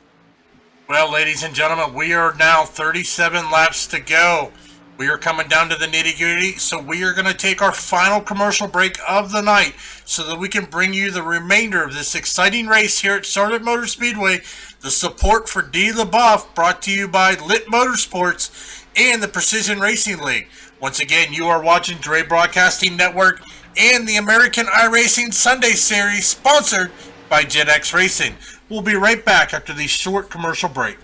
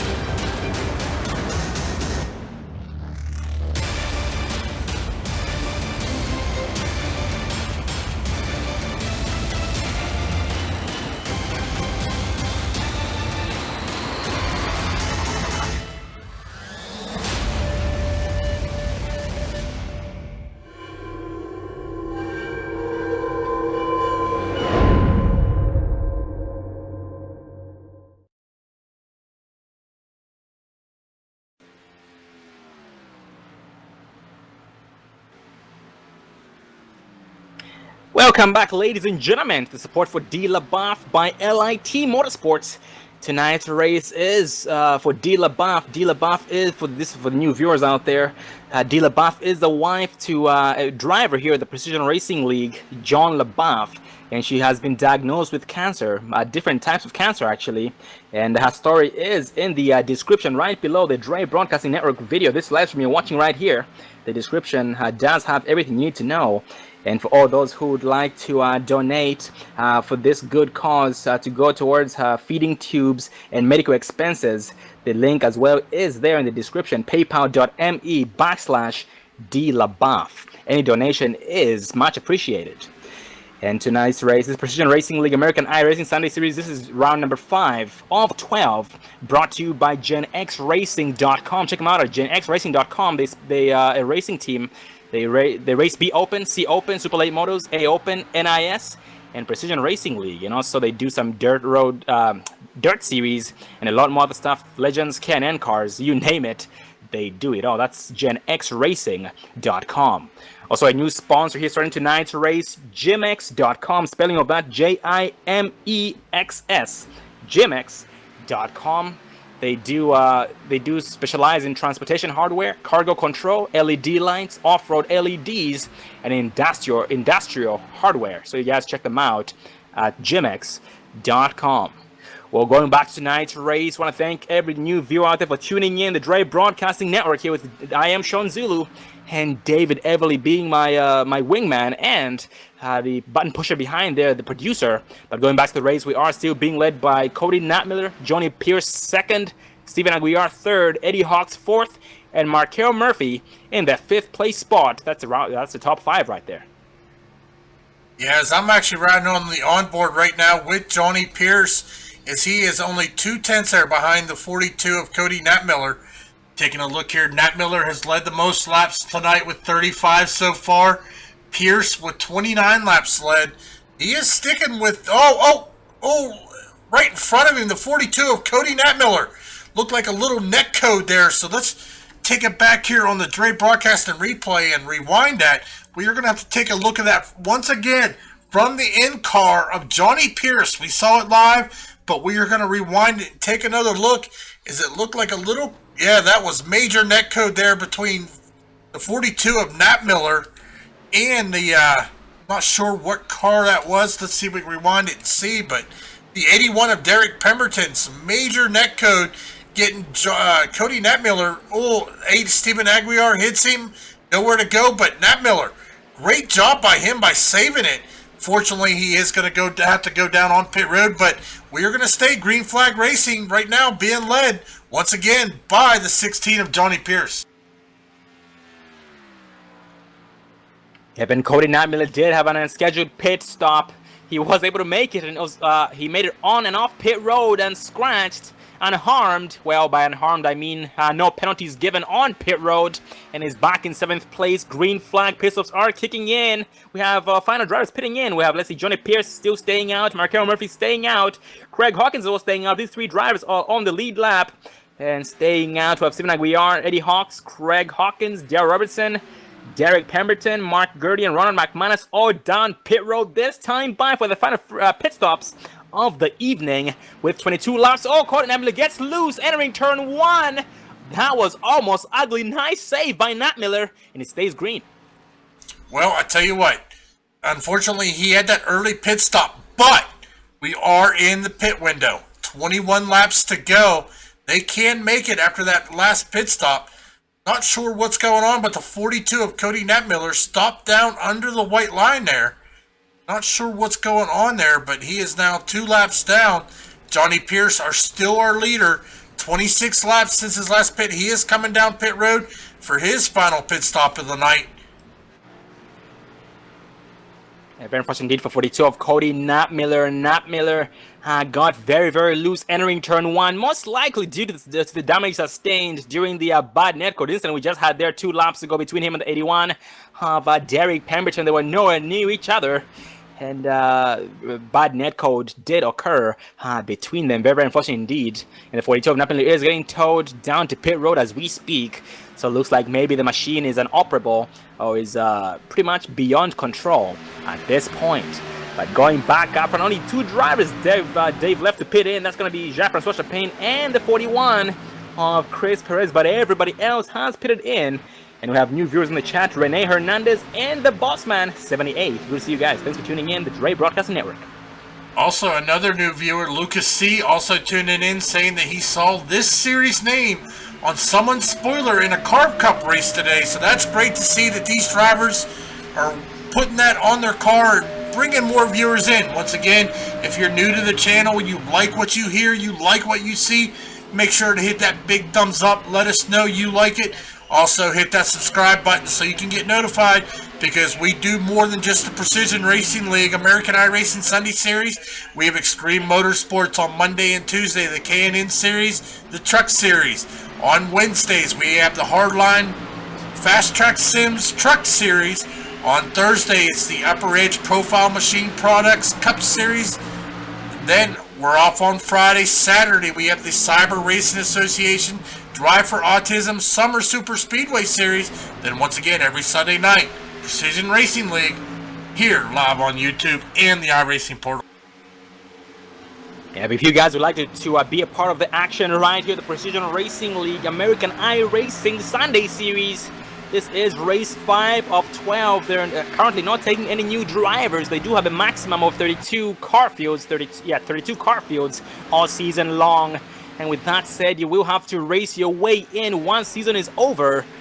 So check them out at precisionracingleague.com for all the information. They run more than the B cars. They have different series that go on, road series, oval series.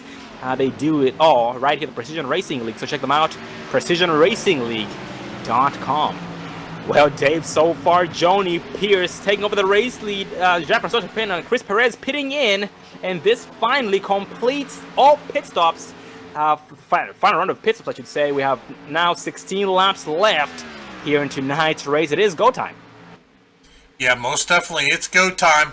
Right now, Johnny Pierce out to a good lead. He's got about a 1.8 second lead over Markel Murphy in second.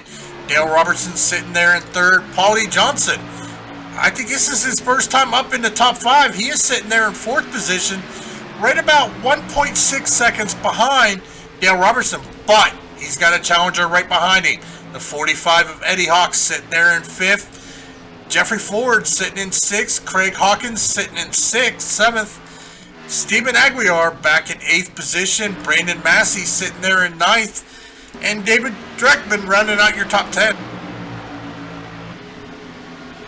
And speaking of Stephen Aguiar got a piece of the action that involved the bad netcode between the 42 of Nat Miller and the 81 of Pemberton. He had nowhere to go and got a piece of the action. And because of that, he did gain a lot of front-end damage on that Wrangler Motorsports Chevy Camaro. And because of that, he is way under speed so far, but still determined to get the job done. Still in the lead lap in 8th place. His next victim is 23 of Craig Hawkins, his opponent. Next in line is the 28 of Brandon Massey, about 6 seconds behind him. So far, he is trying his best to stay on the lead lap and keep Massey behind him here before the race ends. We have 13 laps left here in tonight's race. Once again, it is go time, and it could be anybody's race tonight. Jeffrey Ford being shown 6th, and Jeffrey is behind the 6 of Steven Mattox. Steven Mattox, not so much of Steven Mattox tonight, but he too is an amazing driver. Not a single scratch on that machine, Dave. He is being shown 17th place, 9 laps down. So it looks like he had some bad luck early on. I don't remember seeing him get involved in any incidents. Well, it might have just been a scrape, but I tell you, it's coming to the nitty-gritty here, Sean. 12 laps to go. Johnny Pierce, the man out front. Markel Murphy, 2.6 seconds behind. Can Markel Murphy catch Johnny Pierce? Where's Johnny Pierce going to come away with the win here tonight at Charlotte Motor Speedway? Oh man, Johnny Pierce putting down a lot of machines, taking a lot of lapped machines, and so far using the draft, their draft to catch the 16 of Johnny Pierce. And so far, Murphy is hoping that this slow machines or the lapped traffic slows down Pierce so he can be able to benefit from it at the same time. Pierce is hoping that the lap traffic slows down Murphy.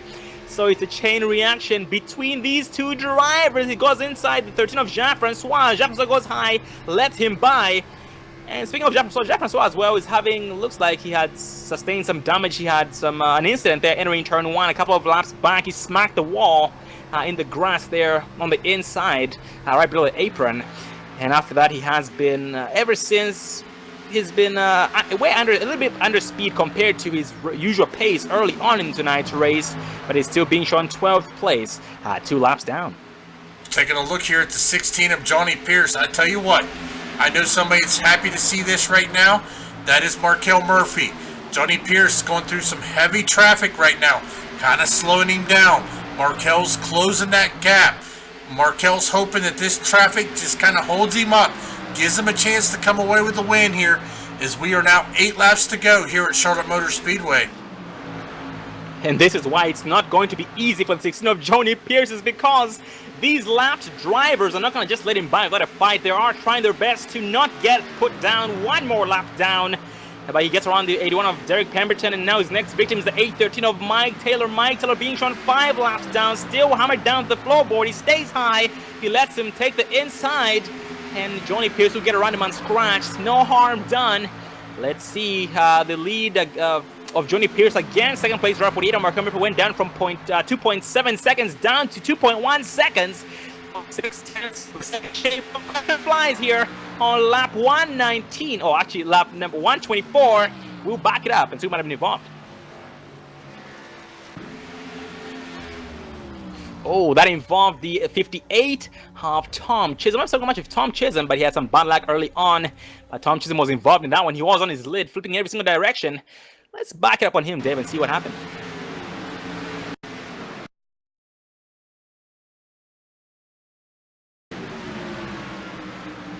Well, as I'm trying to find it here, I'm not sure I'm going to be able to pick it up.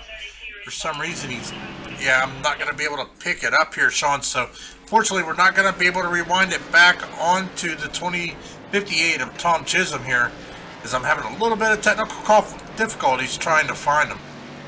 Yeah, actually, Dave, he ended up losing connection there in between the incident. He had a self-spin. Then when he reappeared, we saw him spin out, but yeah, unfortunately, he was having some bad connection problems, so won't be able to catch that on replay. Very unfortunate indeed, but he is getting back in the server as we speak, being shown in 24th place this time by. But going back up front, Johnny Pierce still leading, 48, Markel Murphy second, Dale Robertson third, Eddie Hawks fourth, and Jeffrey Ford in the 5th place spot. We have 5 laps left, and nobody is pitting in. Actually, scratch that, Dave. Dale Robertson, Eddie Hawks, Jeffrey Ford, Paul D. Johnson pitting in as we speak. That probably is not a good thing.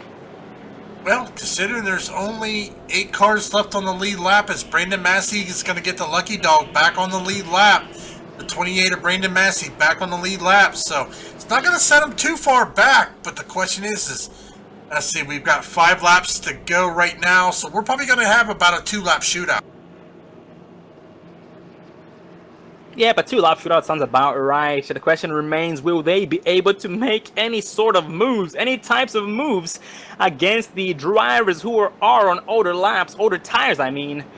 And by how old is the question? They have all the way from, we have Brandon Massey so far. Massey did stay out. He has 28 laps on his tires. He has the most laps on his tires this far. Next in line, Craig Hawkins has 18 laps on his tires. Johnny Pierce, as world leader, has 16 laps on his tires. And Markel Murphy has 17 laps on his tires. So Markel Murphy and Johnny Pierce having a difference of 1 lap on their tires, first and second. Here once the green flag flies. And this gives us some time for a race interview. So let's focus on the 41. Let's focus on the 41 of Chris Perez.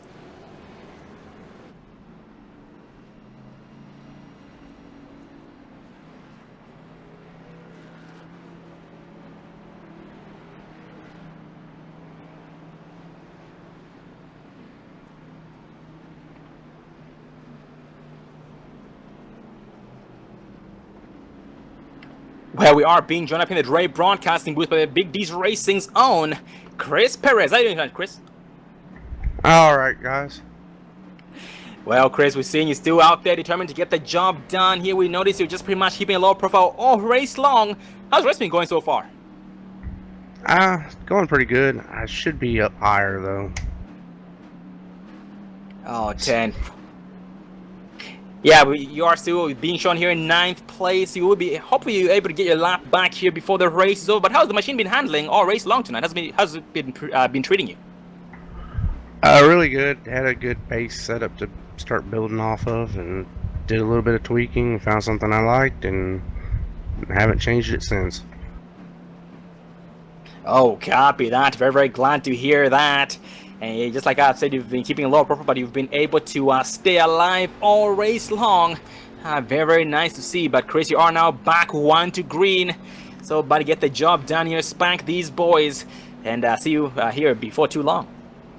All right, thank you, guys.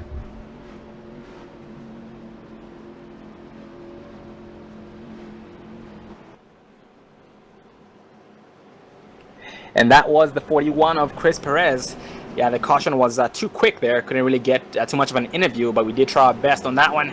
But we are now back 1 to green for the final time. If a caution comes out again, the race will end under yellow. So we're going to have a 2-lap shootout, just like David talked about. Great math by the mad scientist behind the cameras there, David Everly. I don't know if I said David White. I don't know why I said that, but David Everly. But we are now back 1 to green, 16 of Johnny Pierce with the 8 of Aguirre. Behind him on the outside, the 48 of Markel Murphy with the 3 of Robertson. on the outside behind him, going green once again for the final time, this time by fingers crossed. Well, as we come out of turn number 4, 2-lap shootout. Pace car is off. 16, Johnny Pierce, hard on that throttle, but 48 of Markel Murphy saw it coming. Is he got anything? 2 laps to go here at Charlotte Motor Speedway. Ada Baguiar makes one of the 95 just before they make. Oh, they go spinning sideways action. Oh man, chain reaction 23 involved in this mix as well. The caution flies on lap 129, and that will end the race under caution. Let's focus on the drivers involved in this. It involved the 8 of Aguiar after he made contact with the 95 of Jeffrey Ford. Let's focus on the 95 of Jeffrey Ford and see what happened. Well, as we are taking a look here, 3 wide action between 8 Stephen Aguiar, 95 of Jeffrey Ford, and the 45 of Eddie Hawks, and it just turned into a giant chain reaction right behind them. As we're going to rewind this again and take a look here from the blimp view, that is going to hurt a lot of cars. Yes, that is a big chain reaction here at Charlotte Motor Speedway. That means we are going to end this race under yellow. Johnny Pierce is going to be our race winner here at Charlotte Motor Speedway. You have Johnny Pierce having his first win of the season right here at Charlotte Motor Speedway. He's tired of having those second and third place finishes against his biggest opponent, the 42 of Cody Knapmiller.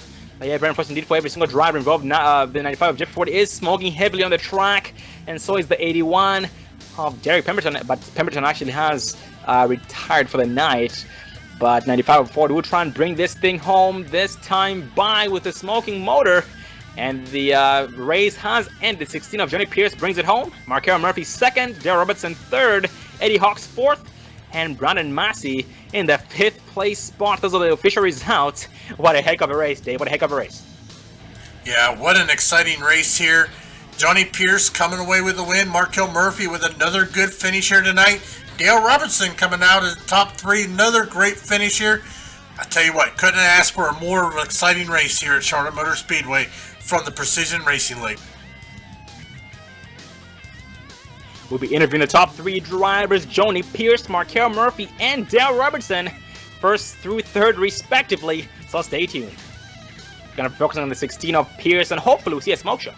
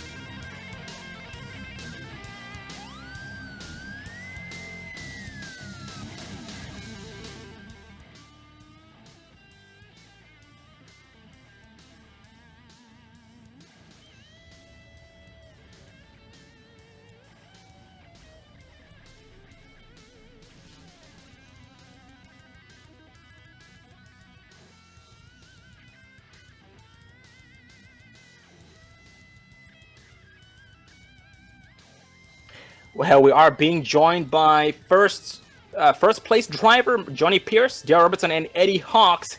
Well, unfortunately, we will not be able to get an interview with the 2nd place driver, 48 of Markel Murphy, because they had something come up, and unfortunately won't be able to get the interview done. But tonight's race winner, having his first win of the season right here at Charlotte Motor Speedway, the 16 of Johnny Pierce, representing the Simtech Racing team. How are you doing tonight, Johnny? Oh, we're good, brother. We're good. Well, Johnny, seems like in every single race you're always on the podium. 1, 2, or 3. In every single race, and tonight finally going 2 spots higher and having your first win of the season right here at Charlotte Motor Speedway. How are you doing tonight, buddy? Oh, we're good, man. We have you know, the support that's been behind this team has been amazing. Tonight, you see we got the Herculiner paint scheme. That's the same sponsor on Corey Vinson, number 10, in the Peak Series, the iRacing NASCAR Pro Series. And we're glad that we're able to get this car out front and give some love to his sponsor. His crew chief was on my box tonight, Chris Roberts, and I tell you, you know, I hate that happened to Cody. Man, we wanted to beat him straight up, and you know, it was bad that it turned out for that, like him, you know, like it did for him. Sorry, I'm a little shaky. That was a hard race, guys. Oh man, it was a hard race indeed, and Johnny tonight, you did not give up as usual, and it did definitely did pay off. And early on, Johnny, you noticed you were trying to make the outside line work, but it didn't quite work out because each time you tried to do so, you ended up, you know, losing at least 2 to 3 spots. But that's how the machine handled all race long, including the long runs. We were totally all about the long run. We got our tire wear really dialed in this week. Again, that's Overclock Motorsports that does that, and yeah, we put a little Herculiner, you know, down there on the fender wells, made her a little faster, and we were going for the long run when we got here. Oh, copy that. And mission accomplished by the sounds of it and by the looks of it. And what a job well done on your part and the Simtech Racing team itself. Very commendable. And Johnny, this is on your first win here this season, and something tells me it's not going to be your final win, your only win this season. So with that said, what should we expect to see from you next week at Sonoma Raceway? I know we're going from an oval to a road course, but what should we expect from you? Man, I wish I could tell you something good, but I didn't even know these race cars could turn to the right. So that's going to be a humbling event for us. But you know, the team and the support that I got behind me here, it's amazing with Dustin and with David. I mean, they just every week, man, they're laying it on the line, and I'm just happy we got this one behind us. Well, I congratulate you once again on your win tonight. Your success all race long and all your podium finishes have finally paid off. And we look forward to seeing a lot more wins from you and a lot more podium finishes. I should say a lot more wins at the best from you, and the worst minimum. We hope to see a lot more podium finishes on your part. And with the way you've been driving all season long, anything is possible, and you have nothing to worry about because you do bring a lot of competition to these guys. That is very good once again. And if I know it's very full, let you go. Man, just a shout out to the PRL, best racing league on here on iRacing. I mean, they just really got it together here, and it just gets better every week. And a huge shout out to iRacing for giving us such a great car to drive. I mean, it's amazing how realistic this is. You know, Chris, several of my guys have real world racing experience, and what we can do in this sim and the work we put in it. Shout out to iRacing for what they do. They just don't get the credit for what them guys do. Oh, most definitely. Once again, congratulations on your team, buddy. Congratulations to your team. A well-fought battle and a well-fought race on your part. We look forward to seeing your return again for next race at Sonoma Raceway after next week, September 10th. Have a good night, buddy. Go celebrate. We'll be there, Sean. Thanks, buddy. And that was the Simtech Racing's own 16 of Johnny Pierce. After a lot of podium finishes, he finally got his first win right here at Charlotte. But right next in line here, third place, is the 3 of Dale Roberts on a post-sitter tonight, representing the Big D's Racing team. Get a cup there, Dale? Yeah, I got you. How you doing tonight? Well, pretty good. I mean, took tires there on that last pit stop, and you know, 2 laps to go. That should have been enough time that if we'd gotten green, I could have gotten by probably both of them. But that doesn't matter. Still got the pole, led 8 laps. You know, it was a fun race. Highest finish, I think, for me this season, which I'm always happy to finish top 5, top 3, even top 10, man. We got so much competition this season. It's good.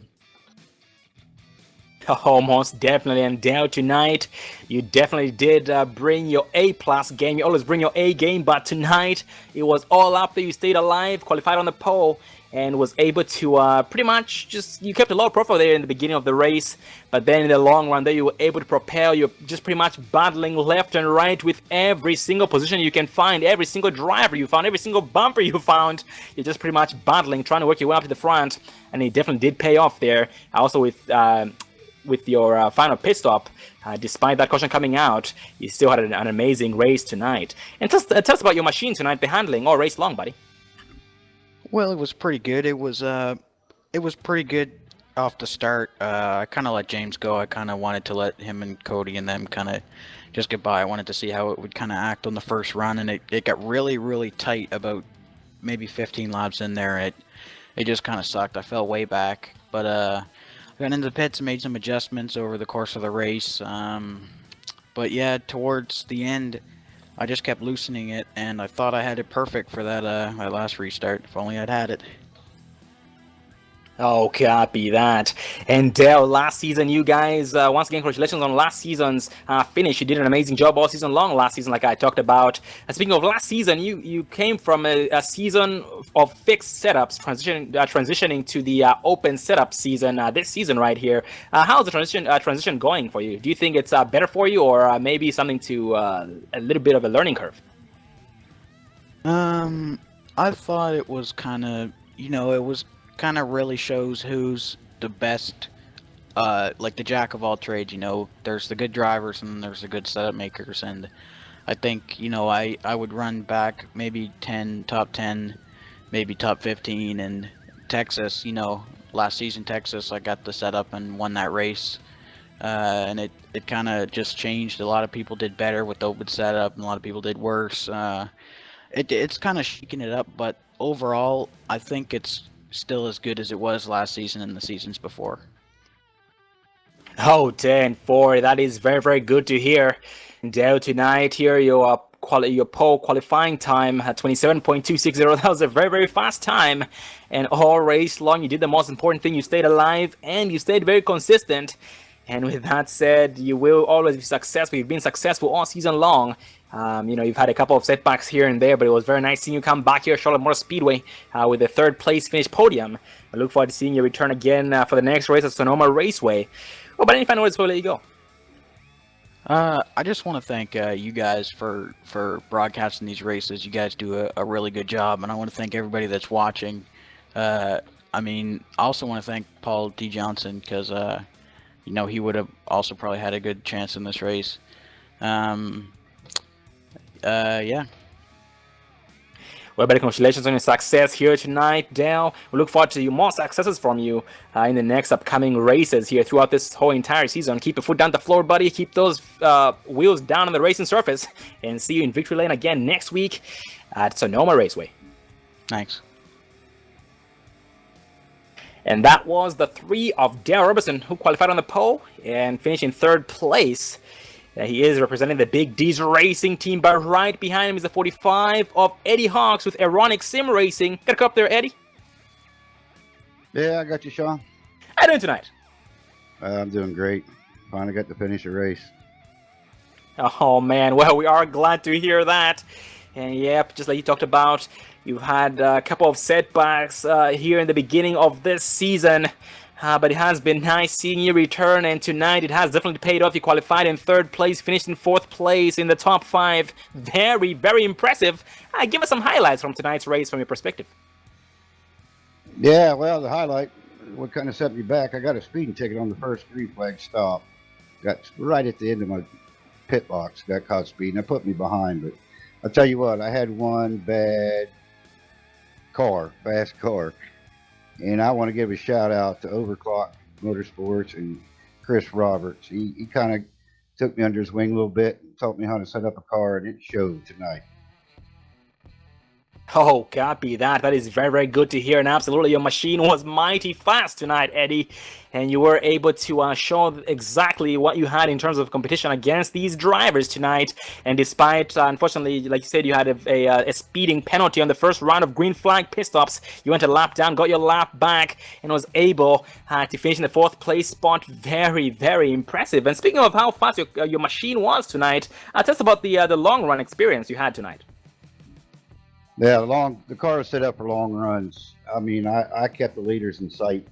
Didn't want to push it, just kept them in sight. And actually, I think when that first green flag or first caution come out, I was actually reeling them back in.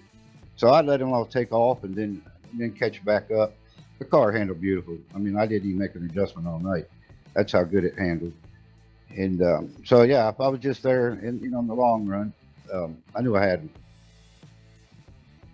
Oh, 10-4, copy that. Absolutely, man. I'm glad that you had a heck of a setup under that machine, and your heavy foot was definitely justified by that setup you were packing. And once again, congratulations on your success here tonight, Eddie. But what are your hopes for our next race? We're going to be having at Sonoma Raceway. We're throwing a little bit of a curve from going from oval to a road course. I'm actually looking forward to it. They're quite fun. I do a little road course racing with other PLL members, like 24-hour Daytona, Sebring, and yeah, we enjoy playing around on the road course. But we'll just say we can set up a car to go around the track. That's 90% of it there. Oh, absolutely. Well, Eddie, we hope that this momentum transfers over to the next race at Sonoma Raceway. We look forward to seeing you and your whole entire Ironic Sim Racing team there at Sonoma Raceway. Well, buddy, any final words before I let you go? Yeah, one thing, I'm going to say sorry if I caused that last caution. Steve, he left me a wide open spot underneath. I took 4 tires, Dale and I, so I knew I had fresh tires, so I could hold that corner. And it didn't turn out. We went 3 wide, but I don't really know what happened. I had to look at the replay, but if I caused that, I was sorry, but I had to go for it. But anyway, yeah, I want to give a shout out to PRL for one thing, Gen X Racing for sponsoring it. The brake mod, they helped out a lot. So, and like I said, once again, I need to thank Chris Roberts over at Fox Motorsports. Man, it was awesome. Well, Eddie, congratulations on your success here tonight, buddy, and look forward to seeing you next race at Sonoma Raceway. Well, buddy, you earned your win tonight. You earned your top 5 finish here tonight. We look forward to seeing your return at Sonoma Raceway. Go celebrate, buddy. You earned it. All right. Thanks, guys. Yeah, thank you guys, too. You do a hell of a job up there.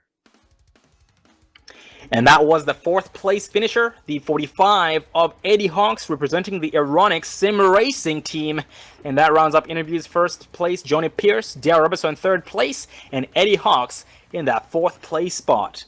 Well, thank you, ladies and gentlemen, for joining us here tonight for the support for Dee LaBeouf by LIT Motorsports, part of Round 5 of the Precision Racing League American iRacing Sunday Series, brought to you by GenXRacing.com and GemX.com.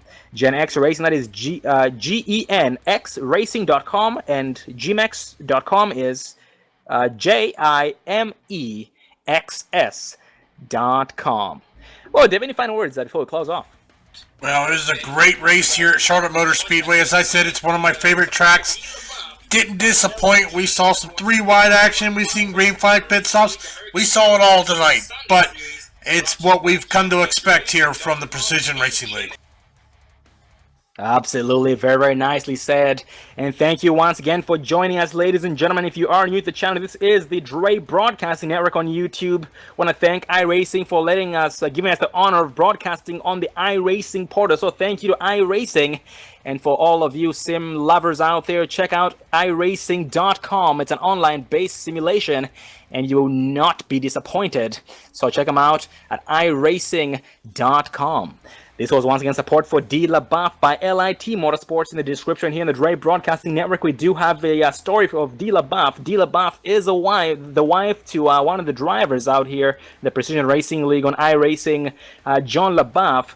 And she has been diagnosed with more than one type of cancer. And her story is all in the description. And for all of you who would like to donate to pay for medical expenses and or her feeding tube, check out the link in the description. That's going to be paypal.me/Dee LaBeouf. That's going to be LABAF, paypal.me/Dee LaBeouf. And also check out our sponsors this season, Gen X Racing, genxracing.com. They are a iRacing racing team. They do run a lot of things. C Cars, which is the truck series. They do B Cars, Super Late Models, A Open, NIS, Precision Racing League, also K&N Cars, Legends, dirt racing, including road racing. And the new sponsor we picked up starting tonight's race, Jimex. Check them out, JIMEXS.com. They do specialize in transportation hardware, cargo control, LED lights, industrial hardware, including off-road LEDs.